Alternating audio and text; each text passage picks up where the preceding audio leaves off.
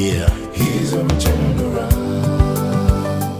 Hello and welcome to Springboard, your virtual university. My name is Albert Okran, welcoming you to Ghana's foremost developmental program and that place where the greatest minds in the world converge. Springboard is brought to you by the Springboard Rocher Foundation in partnership with MTN Ghana, the Enterprise Group, and the Ghana Growth Program, a collaboration between MasterCard Foundation and Springboard along with our partners.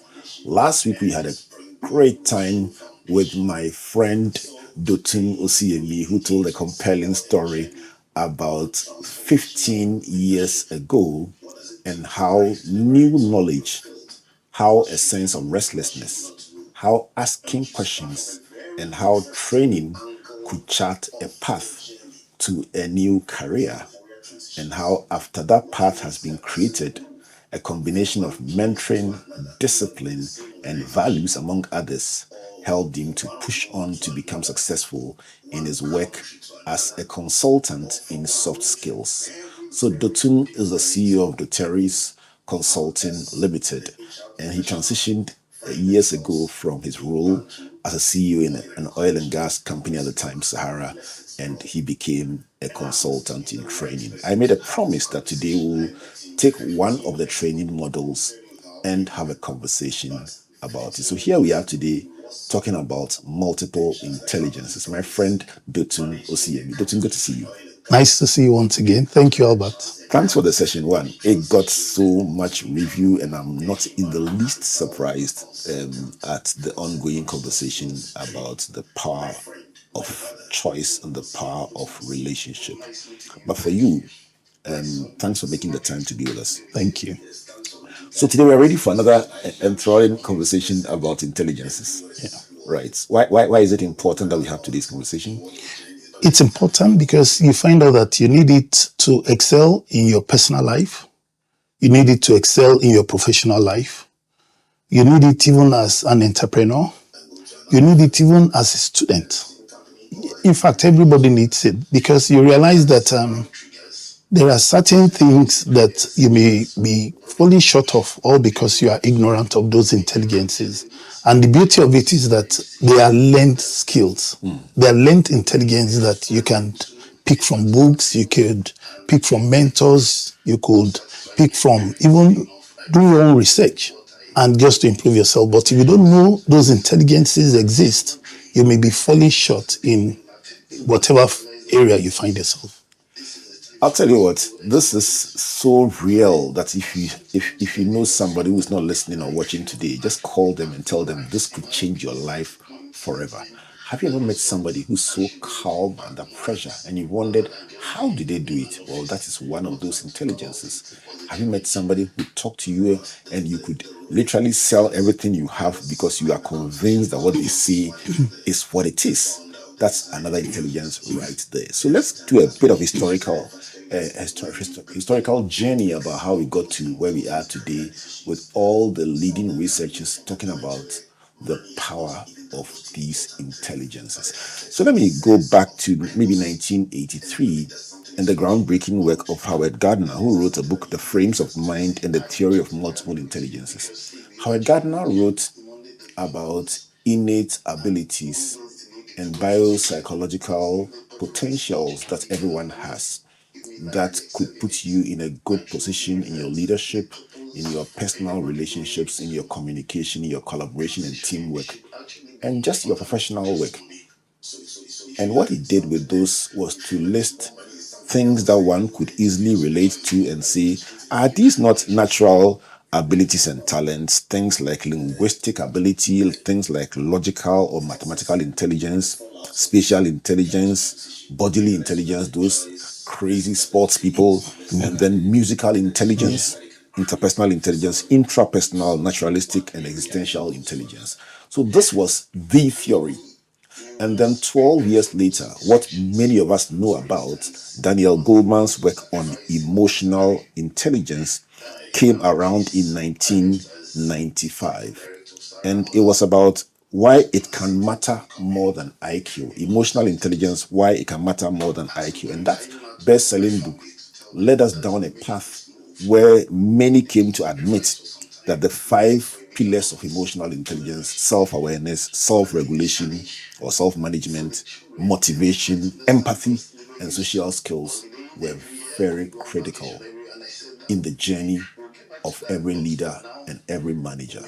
Dotun, as a result, it became obvious that these tools, these skills, were not being taught in schools.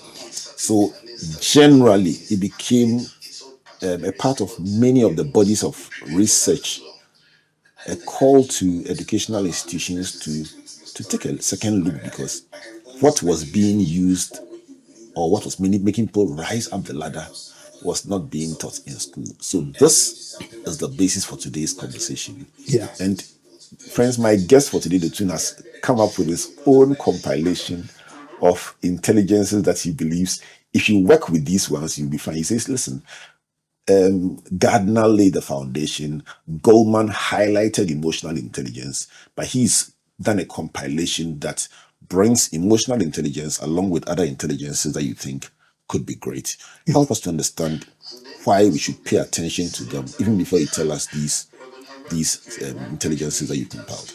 You know, just like you mentioned, you find out that as a former, or even as an employer of labor, when you look at the people being produced from the university, the graduates, and what you need sometimes, you realize that apart from the soft skills, there are certain intelligences that are not taught in schools. And for me, that's one of the downside of our educational system that they need to work on. Because in real life, where we live, these intelligences would help you to achieve a lot. And yet, very little is being spoken about it. Very little is being said about it. And for me, that is important why I had to do those compilations, right, and talk so about them. Let's walk through your list of 7, and then we'll take time to break them down, and then even more importantly, establish the relevance. Why must we take them serious? Yes. And then let's see what our listeners and viewers will say about them. So what will be your number 1? IQ. There's EQ, which is emotional intelligence. IQ is intelligence quotient. EQ is emotional quotient. There's SQ, S as in S for Saturday or S for Sunday, which is social quotient. And then there's SPQ, which is spiritual quotient. Right.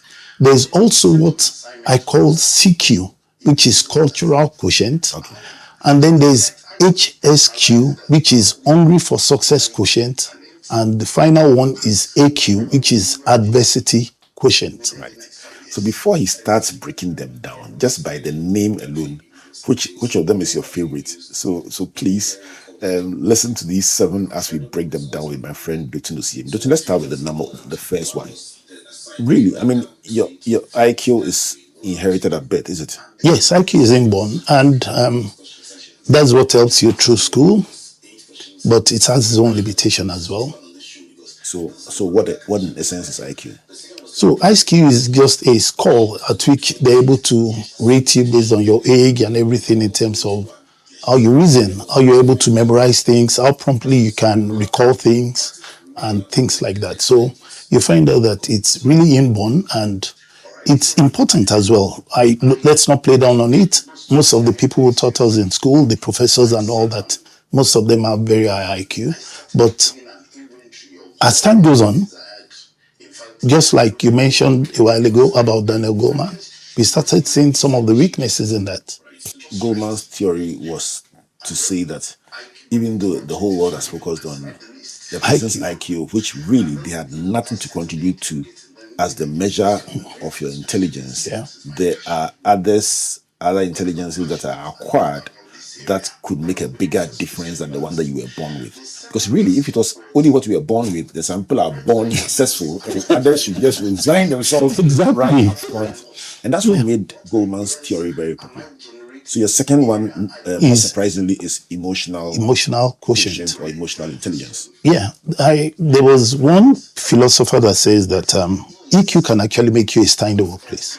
And I totally agree with him. EQ can make you. A star. Emotional quotient can make you a star in the workplace. You know, we wrote a book on that, becoming a star in the workplace. EQ. And that was a distillation of the pillars of emotional And I broken down to simple, learnable behaviors. Yeah, I totally agree with him, because if you really look at it, IQ could get you through school, but EQ will get you through life. For instance, you could use IQ in securing a job, but succeeding on that job, emotional quotient would help you better, from my own experience. IQ, intelligence quotient, is more of an individual thing, but you find out that EQ helps you to be a better team player. Because you're not just thinking, if you look at those 5 components you mentioned, you're not just thinking of just individual now, you're thinking also, because EQ has to do with both self and others. That's the major component of EQ. Self-awareness and self-regulation or self-management. But there's empathy. Will be about yourself from where you sit. Yeah. But empathy, relationship management, motivation, those relate more to how you connect with other people. Yes. So you find out that emotional quotient makes you a better team player, from my own experience. Why is that important? Why is it important? Is because business, for instance, is a team sport. Business is a team sport, and you find out that depending on the organization, your output can be somebody's input. And if you don't work together as a team, then productivity suffers.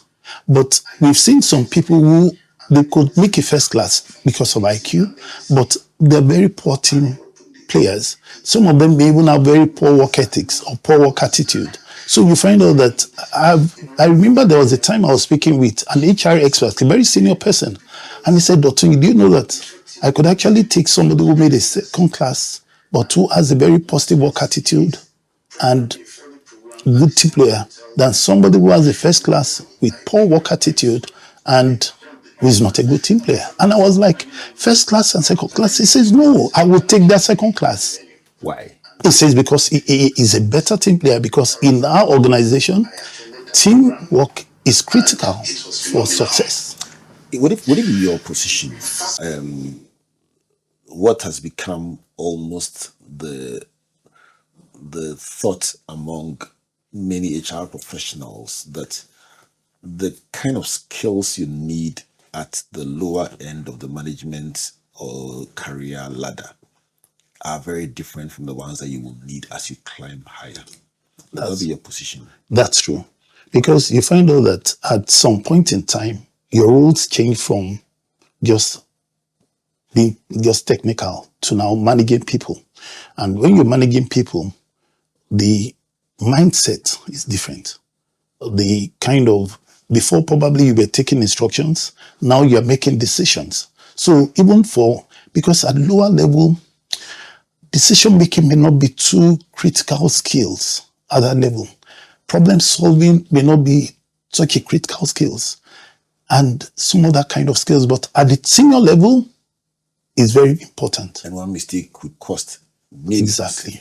So let me juxtapose that against the theory of Gardner versus Gold. Would it be your thinking, for instance, that at the lower end, you may use more IQ than EQ? Totally. So the higher you go, the more there's less of a demand on your personal intelligence, ability to remember things and so on, and much more on a draw on your empathy, your social skills, etc. Yeah, and relationship management. Right. Because at the very senior level, you find out that the number of stakeholders are different. So for instance, if you are managing an organization, it's not just your own company. You're dealing with auditors, you're dealing with bankers, you're dealing with shareholders, you're dealing with clients, you're dealing with suppliers, you're dealing with the community.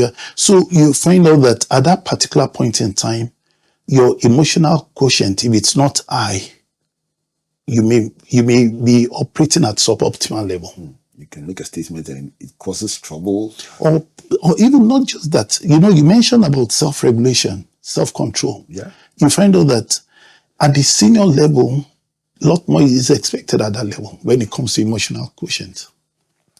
Let's push on to social quotient. And it's, Okay. it's amazing how these quotients look like they are individual or unique in themselves, but they are interconnected. In a way. What is social quotient and why is it important? Social quotient has to do with understanding and interacting with people. Understanding and interacting with people. It has to do with how you build and maintain networks. So you find out that there's this statement that people say jokingly, though to some extent there's some truth in it, that your network can determine your net worth. You find out that it's not... No, I believe in this. I believe in this.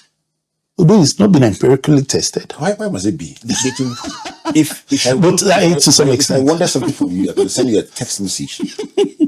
If somebody did not know you, they'll have to write a letter. That's true. But if I wanted something from you, That's I true. could send you You a get WhatsApp, that's and it true. would Because qualify. that's true. That's it. That's true to some So extent. imagine the person who sees people and doesn't say hello. You can sit in the same class with people who do the same course. You can say hello to anyone, and then imagine that person goes on to become the president, and now you want to knock on their door and say, "We're in school together." You say, "No."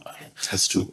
So the people you keep in your network could really, really make To a a large- difference. to a And very- the to a large relationships that extent. you value. You build. Mentoring is part of your network. That's You know, true. your peers, your community, how you keep valuable relationships.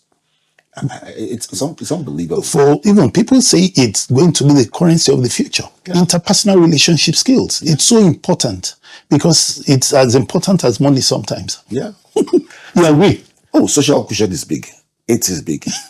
And they say it's not who you know, it's who knows you. Yes, you may not the person. That is It's not nice to people that don't know you. They don't even remember you. you find out that when people have very low social quotient, they may be in a gathering. It could be a cocktail, it could be a dinner event, it could be a big event, and they look around, they don't know any known faces, they just sit in a corner and they leave, forgetting that there may be people in that place. If you're a marketer, you could get leads from there. If you're a CEO, you could get leads from there. So this social quotient is so important because a lot of people need to break out of that. I've seen, Somebody said to me that the most successful people, when they go to an event, they don't sit with the same people that they came to the event with. exactly. And That's it's it. really very interesting because Yeah. the typical. So where does your personality come in? Because if you are naturally introverted, when you get into a room, you are looking around, hoping you can find somebody. You sit in the corner. Sorry, I know this statement, some may not like it, but if you're introverted, then why would you want to go into business? Wow.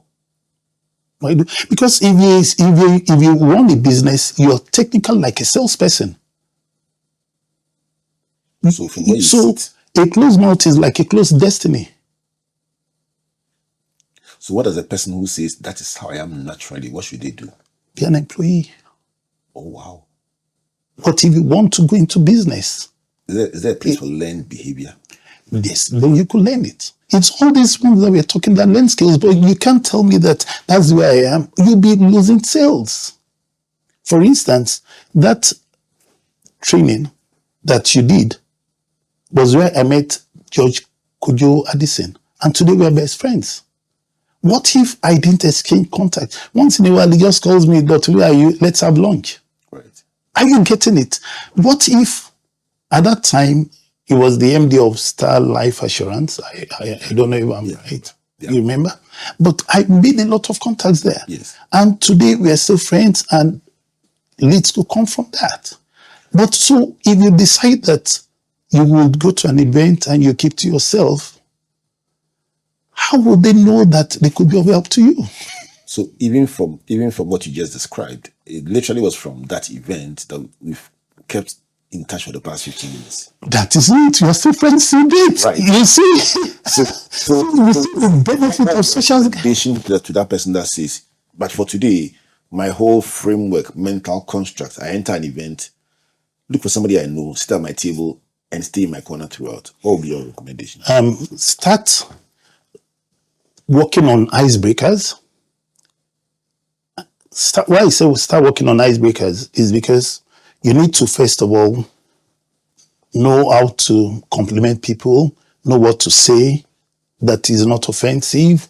Don't come up with political or religious at that point in time. So you need to, these social skills or social So quotient. let's do something practical. So you walk into a function, Yes. say a banquet, an awards night. You walk in, And I don't know anybody. You don't know anybody. Yeah. What will be your first? If you saw somebody, you walked up to them. What will be your first? Oh, I love your outfit. Okay, so Nice that's suit. one. Oh, thank you. My name is Dotun Osiyemi. Let's shake hands. Yes, my name is Dotun Osiyemi, the CEO of Doteris Consulting. I know you. The person will introduce himself and probably, is maybe a top executive in an oil and gas. Oh, which part of the oil and gas do you play? Because I played in the midstream and the downstream. Oh, you know a lot about the midstream. And then we start talking.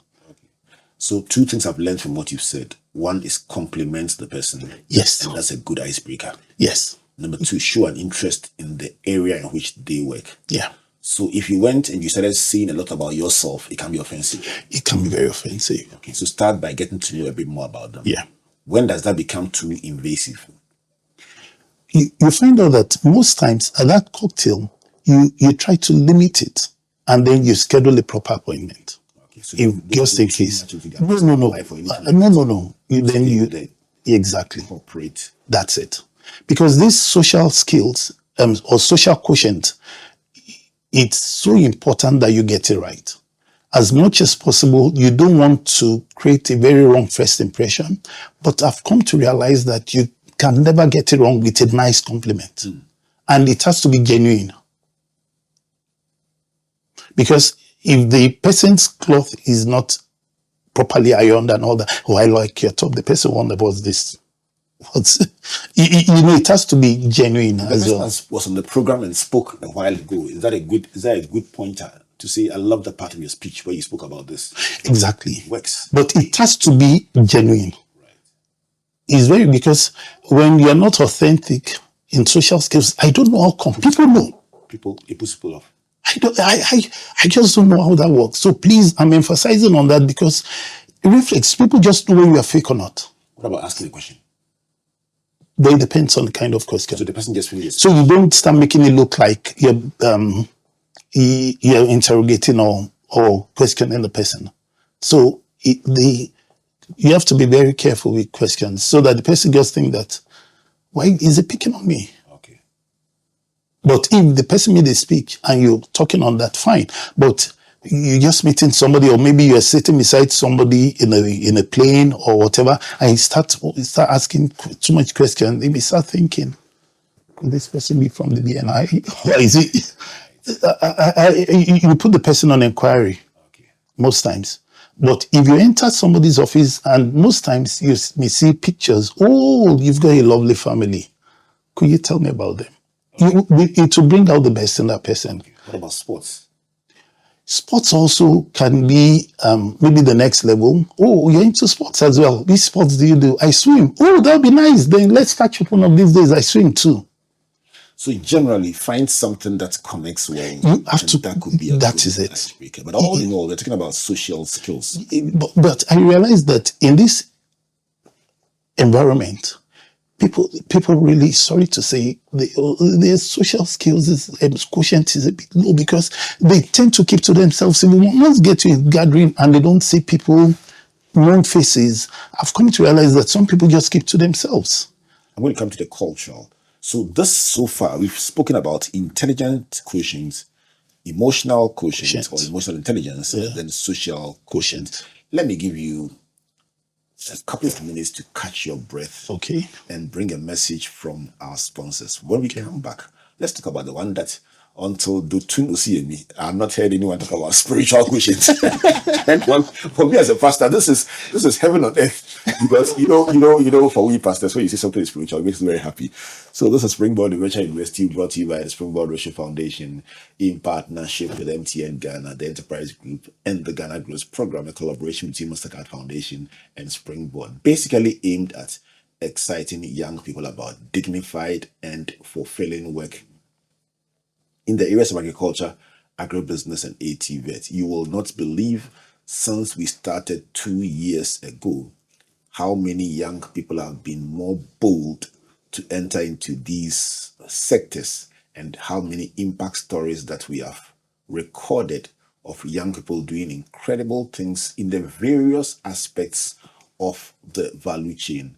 I'm going to be bringing you in subsequent editions some excerpts of some beautiful things young people are doing that we recorded, impact stories around, and I think it will be very inspiring. But let's go for the break and we come back.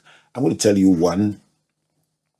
one business in the agribusiness agric value chain that I would like you to support, just because we keep doing this every week to throw light on people who are doing amazing things, especially those deploying innovation and technology and packaging to take the things to the next level, because really that's where we should be going.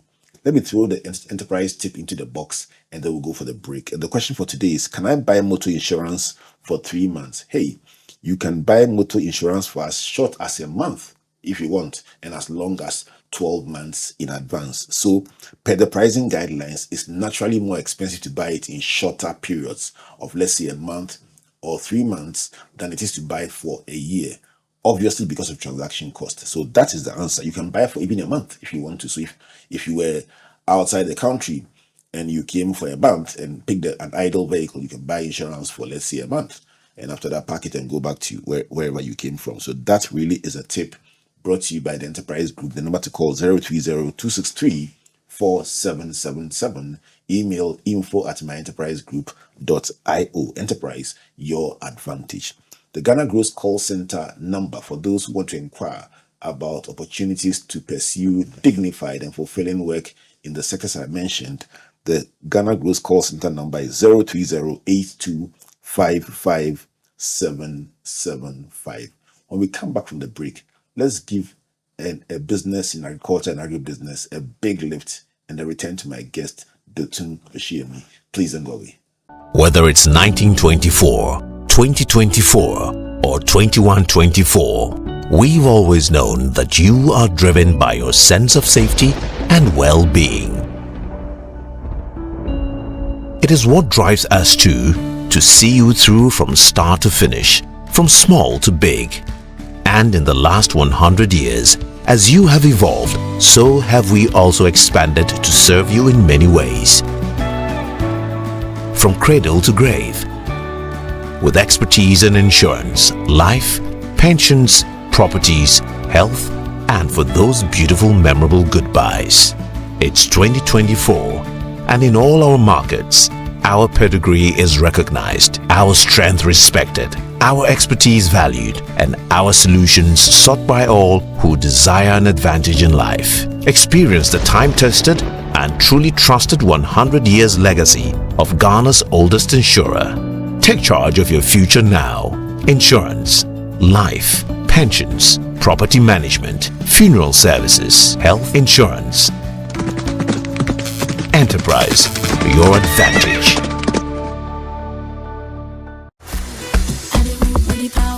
Learn something new every week and be inspired by innovations, impact, and success stories of individuals making strides in the agricultural, agribusiness, technical, and vocational skills sectors on Ghana Grows Ejuma with Arabo Kumsin and Yabitha. Join us this and every Thursday on Facebook at 7 p.m. at Ghana Grows, also at Comfort Okran A and at Albert N.E. Okran. On Fridays at 4 p.m. on Joy 99.7 FM and on Sundays at 5:45 p.m. on TV3. Ghana Grows is an initiative of MasterCard Foundation in partnership with the Springboard Roadshow Foundation. If you are a young person and you want to be a part of our various interventions, call or WhatsApp Ghana Grows Call Center on 0308-255-775. Follow us on all our social media handles. Ghana Grows Ejuma. Hope Day.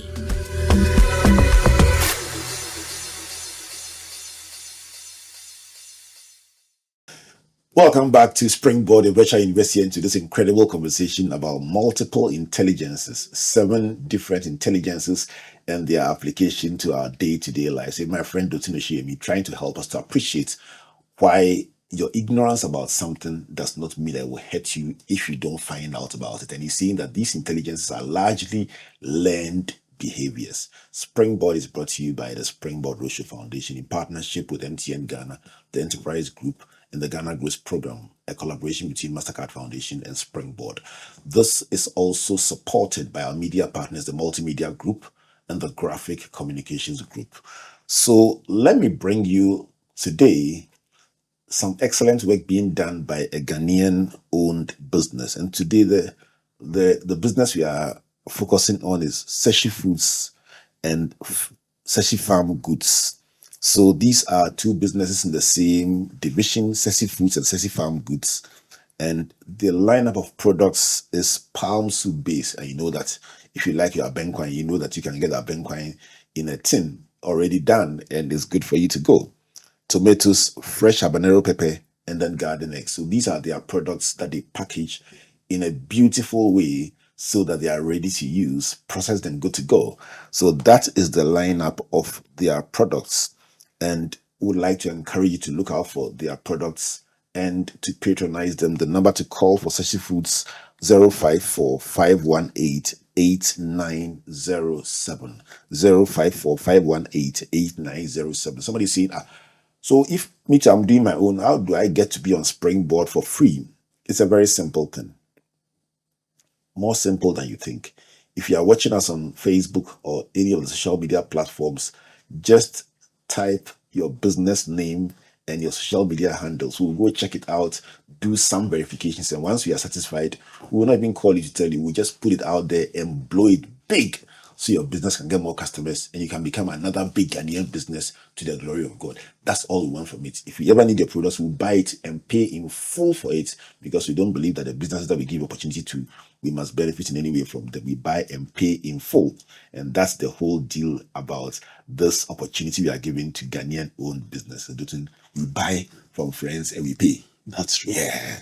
All right. So far in our conversation about intelligence, you've been telling us that apart from intelligence quotient that is inherent, innate, inborn, the remaining 6 are learned. Yeah. So far, we've spoken a bit about intelligence quotient, emotional quotient or emotional intelligence, and then also social quotient. Let's go on to what you called spiritual quotient. Yes. What is it and why is it important? Spiritual quotient is very, very important, particularly at the leadership level in corporate organization. It has to do with how you perceive, how you understand spiritual information. I'll give you an example. When I was managing director, Sarah Oil, Soenegi at that time, there was this document that I had signed. Prior to my signature, it's like a normal kind of document transaction we normally do. But on this day, I felt so much unease. And I was like, but this is what we normally do every month, you know. But this particular one, I felt so much unease. My driver had left with the document. I had to call him on the motorway. I said, when you get to the end, please come back to the office. There's something about that document. I need to check it. When he brought the document, I looked at it and I realized that there was a major mistake on it. I could have cost you money. Not just money, it could have cost me my job. The amount involved was huge. And since that time, I started recognizing that sometimes you must learn at senior level to be able to perceive. And not only senior level, in fact, let me bring it even to bank tellers. During peak seasons like December or Easter, when people make lots of withdrawal, if you don't have your antenna up to peak spiritual quotient, you could actually get easily, they may think that you're colluding. Meanwhile, you may be ignorant of it because maybe a check was post-dated, but something was drawing your attention to it, but you didn't pick up those red flags. It's so relevant and applicable in so many areas. I've seen a lot of people get punished because they were not able to perceive, understand spiritual information. Sometimes you may meet somebody and who wants to have a transaction with you, and something within you is telling you that person is a scammer. So Romans 8:14 says, as many as are led by the Spirit of God, they are the sons of God. Wow. They are the children of God. Would you call this from where I sit, I told you everything that you see. I frame it in a pastoral. Right. To be honest, I've not, but it's a good thing. Yeah. But would you say that in that instance, Yes. for you who is a Christian, would you say it was the Holy Spirit? Yes, that's it. Talking to you. That's it. So for the person who doesn't share your faith, would it be intuition? What explanation would you give? But you find out that somehow there'll be some kind of, I'll call it intuition, because sometimes we just say something told me or something made me check it. Are you getting it? But Right. It's just for you to be able to, irrespective of your faith now. Let me stay with that same conversation. So this is a case where it saved you from danger. Yeah, Is there also a case where it can point you to opportunity? it can. Do you recall any situation where you feel that something that you feel you were led to do gave you advantage? I don't know whether it's somebody that said the word crisis in the Chinese language means two things. Whether it means danger and opportunities or so. Yes. I don't know if you've heard anything like that. Absolutely. So you find out that it points you to a lot of opportunities. Sometimes you may sit with somebody in a plane and something will just prompt you that, why don't you start up a rapport with that? You may think that it's natural, or you just feel, no. At that particular point in time, you may now exchange contacts and you may realize that, oh, this is exactly something I need. So there are too many occasions where a lot of opportunities have been opened to me. In the last edition, you mentioned the fact that when you were making a career transition, Yeah. one of the drivers of your ability to accept the decision was the fact that you prayed about it, felt a voice that said, yeah, go ahead. That's and it. I'm with you. So Would that be the same? Yeah, exactly. So you find out that, unfortunately, a lot of people, I don't know whether I'll say they let the antenna low and they get punished. The same way, a lot of people miss a lot of opportunities because they've not really recognized spiritual quotient. It's so important. You're saying that for everybody, there must be something beyond the natural. Yes, you need it. Yeah. Let's go on to cultural quotient. Yeah. I am extremely interested in that one. Cultural. I watch different nationalities. Anytime I go to a country, I spend time watching how the nationals behave, watching the environment and how it impacts people, and drawing conclusions about the natural advantages anyone will have because they were born here, and then also by extension the disadvantages that they would have. Let's talk about cultural quotient. Yeah, cultural quotient has to do with you understanding people of different backgrounds, and it's very important because you could work in a multinational. You may be in Ghana today. Tomorrow they send you to their office in the UK. If you do not understand, if you have a very low cultural quotient, you may realize that you may not be able to stay long in that environment. They would have to send you back because they just realize that either you're not a good team player, your decision making, you're being biased because you don't know how to relate well with somebody not of your skin color. You are having challenges with adaptability. You are having so many situations, all because you have a very low cultural quotient. There are certain people, they only know how to deal with people of their same skin color. And it's a big challenge. It's a real big challenge. Big challenge. So for me, you are stuck in your own culture and how it frames things, you could possibly struggle when you go into a different environment to understand what they do there that is directly opposite to how you've known and lived. Yeah. And sometimes some of them also come to your environment. So it's not just you going there.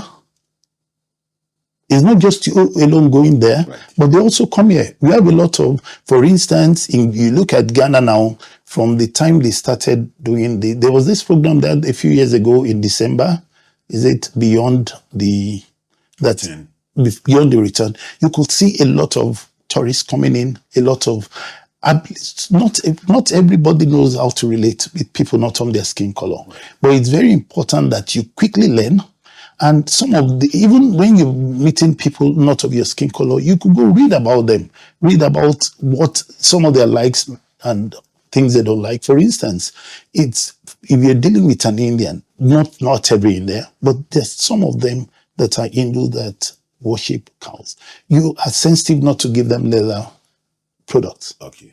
because you have high cultural quotient to understand that this person has already mentioned to me that their worship entails this. So you don't, if you do that and you could be like, is it disrespecting their culture? Absolutely. And you could turn them off very completely. I'll tell you what, I sit in a meeting, we are discussing our program for youth-led organizations that we are supporting and working with, and training startup businesses about opportunities. And we got to the snail model. Snail model.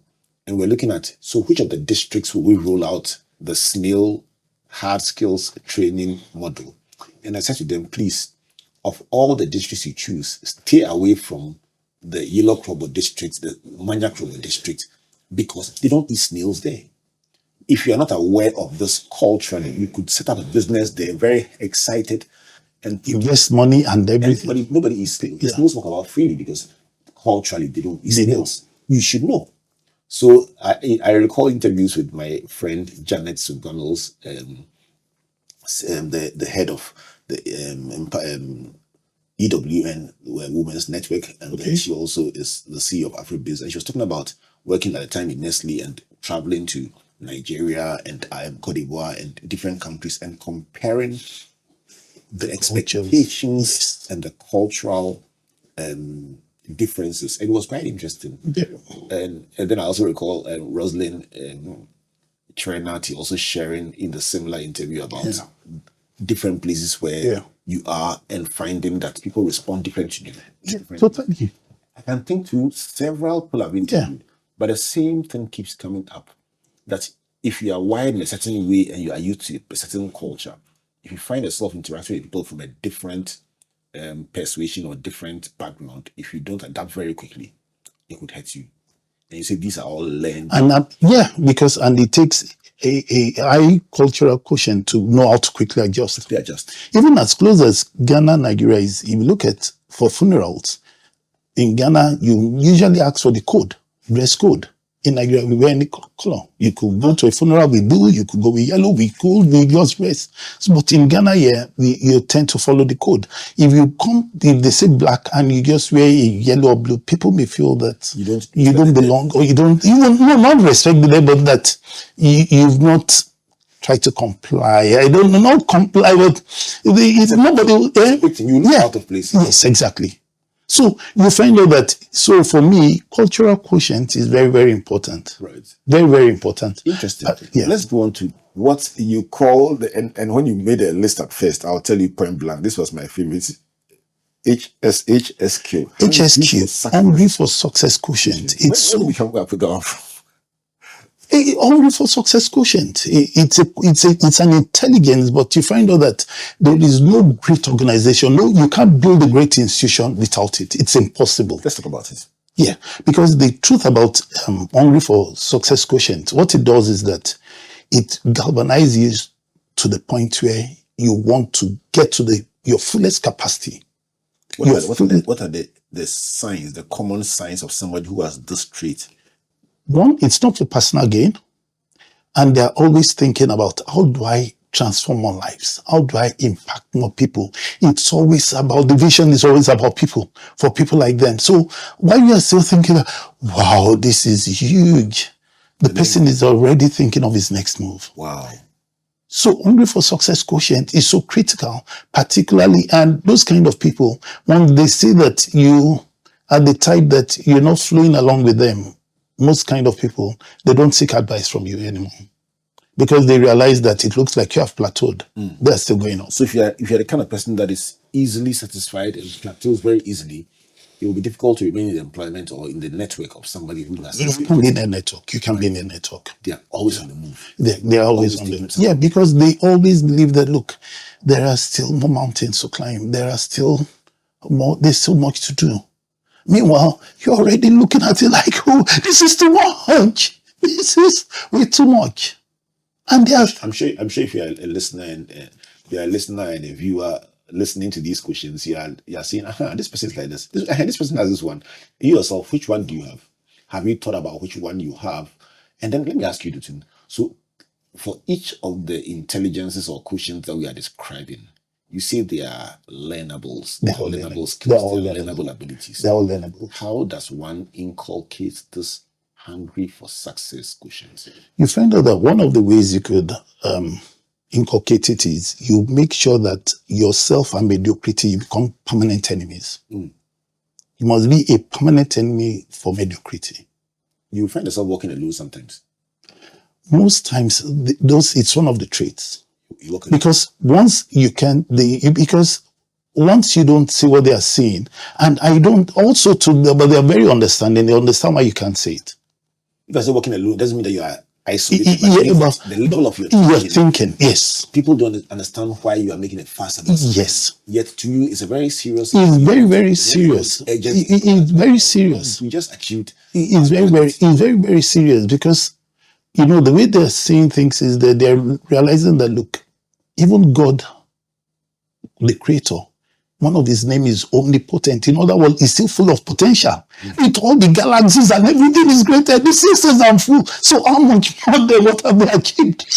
Let me steal the scripture and read you. You get what I'm trying to say? So they are always thinking that, look, they've not reached their potential. Right. Let me read you Philippians 3:13 and 14. That says, Paul speaking, that I do not count myself to have apprehended. But this one thing I do, forgetting the things that are behind and reaching forth to the things that are ahead, I press towards the mark of the goal of the highest. You've summarized HSQ for me. That be HSQ. That is it. You summarize. That's the summary of HSQ. Right. Anything they've achieved, for them, it's no longer a target. It's been achieved. It's not, but also too, why I totally agree with their thinking is because whatever you've achieved is no longer your potential. Potential is always capped. Potential is always capped, reserve, capped capacity, capped whatever. So anything that you have achieved is not your potential. Let's land on the final. You get it. Yeah. On adversity quotient. Adversity quotient. Adversity quotient is you being able, to overcome setbacks, challenges, that ability to be able to overcome difficult situations, that ability to be able to overcome obstacles and continue to move forward. So you find out that while some people let setbacks stop them, people who are very high AQ, adversity quotient, they sometimes see obstacles as stepping stones. So while things that are making some people want to end it, commit suicide, they already be looking at a typical example that comes to mind is somebody like Joseph. You understand? But people thought was a setback. He used it he believed that it was a setup by God for a step up. So the person is thrown in prison and he becomes, the next time he's the prefect in the prison.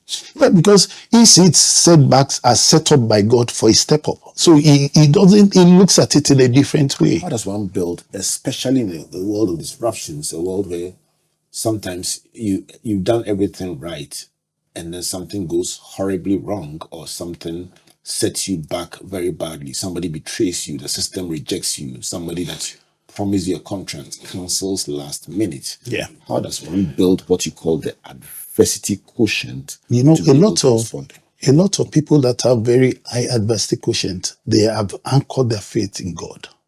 So they always believe that these two shall pass. It's a default for them that these two shall pass. They just believe that it has an expiry period. So you see, the adversity quotient is also related to the spiritual quotient. It's in a way. And if I may go on a bit further, in a way, it's also related to the social quotient, because if you can find the right network to surround you in your moment of adversity, it provides strength. A friend loves at all times, and a brother is born for adversity. Proverbs 17:17. Yeah. So you find some strength around you. let me quote my last quotation for today, and then I'll come back to you for the final thoughts. Dotun Osiyemi telling us about 7 intelligences that you must have to succeed in life. So Paul says in 2 Corinthians chapter 4, verse 8 and 9, we are hard pressed on every side, but not crushed. Perplexed, but not in despair. Persecuted, but not abandoned. Struck down, but not destroyed. He goes on to talk about always carrying around in our body the death of Christ, so the life of Christ can be revealed in our body. That obviously is the adversity quotient. You can see that his adversity quotient is so high. Some people, and that's why you find out that somebody like Paul, imagine you say you went somewhere and then somebody beat you 3 strokes. You just like, what is 3 strokes? I've been thrown into this. Are you getting it? People who have adversity quotient, they are able to move from one challenge to another challenge without losing equilibrium. As we wrap up today, take 1 minute to tell us why this conversation could be a lifesaver for a viewer or a listener today. You find out that if you take these intelligences very seriously, like I said at the beginning, it will help your personal life in terms of how you relate with people. It will help your professional life, and it will help you generally, because you find out that the world is very dynamic. Things are changing, and you just have to embrace some of these things, because they could just be the difference. They could just be the difference between learnable. And they're learnable. That is the note on which we bring today's conversation to a close. And I want to say a big thank you to you, my friend, Dotun Osiyemi, the CEO of the Terry's Consulting Limited. Yes, please. And Doteris is involved in training in soft skills. And last week we had a conversation about how he went into this business and learned some very interesting lessons about how your career can transition from one thing to a totally different thing. And really, if you studied the World Economic Forum report on the future of work, which I reference quite frequently on this show, it will tell you about how many more people who studied one thing in school are doing a very different thing from what they learned. You don't know what you do in school? You did accounting. Accounting in university, and he's a management consultant in soft skills. So that's one example for you right there. And that is why you should not get fixated on the course you read, but on the holistic bowl of intelligences you can acquire and soft skills you can acquire in addition to what you have learned to pursue what really is your purpose and your calling. That's what we do here at Springboard, your virtual university. And for recap purposes, the 7 intelligences that Dotun walked us into are intelligence quotient IQ, emotional quotient EQ, social quotient SQ, spiritual quotient SPQ, cultural quotient CQ, hungry for success quotient, that is HSQ, and then finally adversity quotient. Read around these themes, have a conversation. Let's debate on social media, which is your favorite and why. And while we do that, let's all remember, this is Springboard, your virtual university, where you matriculate and you congregate or graduate in an hour. This has been Albert Okran on behalf of Springboard, Team Springboard, saying a big thank you to you and our partners, MTN Ghana, the Enterprise Group, and Ghana Grows Program, a collaboration between Mastercard Foundation, Springboard, and our partners. Till we come your way again next week, my name is Albert saying God bless you, and God bless you.